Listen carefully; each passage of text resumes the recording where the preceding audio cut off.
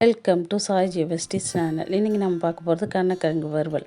கருணக்கிழங்கு நல்லா அரிஞ்சு எடுத்துக்கிட்டு உப்பு போட்டு மஞ்சத்தூள் போட்டு ஒரு 10 நிமிஷம் வேக வச்சு எடுத்துக்கலாம். இந்த கருணக்கிழங்கு ரொம்ப டேஸ்ட்டாக இருக்கும். இது சைட் டிஷ்ஷாக தயிர் சாதம், ரசம் சாதம், கீரை சாதம், சாம்பார் சாதம் எல்லாத்துக்கும் ரொம்ப டேஸ்ட்டாகவும் இருக்கும், மொறுமொறுன்னு இருக்கும், சிம்பிளாகவும் இருக்கும். இதை நம்ம ரெடி பண்ணுறதுக்கு ஒரு 10 நிமிஷம் வேக வச்சு எடுத்துக்கிட்டு அதுக்கப்புறம் மசாலா ரெடி பண்ணுவோம். 1 ஸ்பூன் மல்லித்தூள், 1 ஸ்பூன் காரத்தூள், 1 ஸ்பூன் சோம்புத்தூள், அரை ஸ்பூன் காஷ்மீரி சில்லி பவுடர், இது எல்லாத்தையும் கலந்து ரெடி பண்ணி வச்சுட்டு இந்த வேக வச்ச கருணக்கிழங்கு எடுத்து அதை கலந்து எடுத்து வச்சுக்கலாம். இதுக்கப்புறம் நம்ம அடுப்பில் தோசைக்கல்லை வச்சு எண்ணெய் ஊற்றி எண்ணெய் ஹீட் ஆனதும்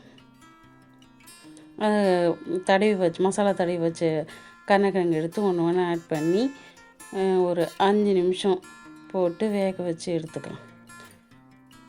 இந்த கருணக்கிழங்கு மொறுன்னு ரொம்ப டேஸ்ட்டாக இருக்கும்.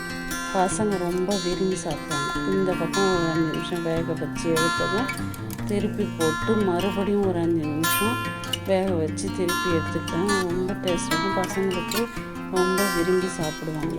இந்த கருணக்கிழங்கு வறுவல் சிம்பிளாகவும் இருக்கும், டேஸ்ட்டாகவும் இருக்கும். கருணக்கிழங்கு மிகவும் அருமையாக இருக்கும். தயிர் சாதம் அதை விட அருமையாக இருக்கும். கீரை சாதத்துக்கு நீங்கள் வீட்டில் செஞ்சு சாப்பிட்டு பாருங்கள். இப்போ ஒரு 5 நிமிஷம் வெந்ததுக்கப்புறம் திருப்பி போட்டு வேக வச்சு ஒரு 5 நிமிஷம் எடுத்துக்கணும்.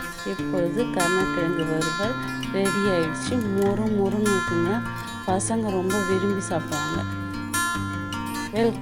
சப்ஸ்கிரைப் பண்ணுங்கள். தேங்க்யூ.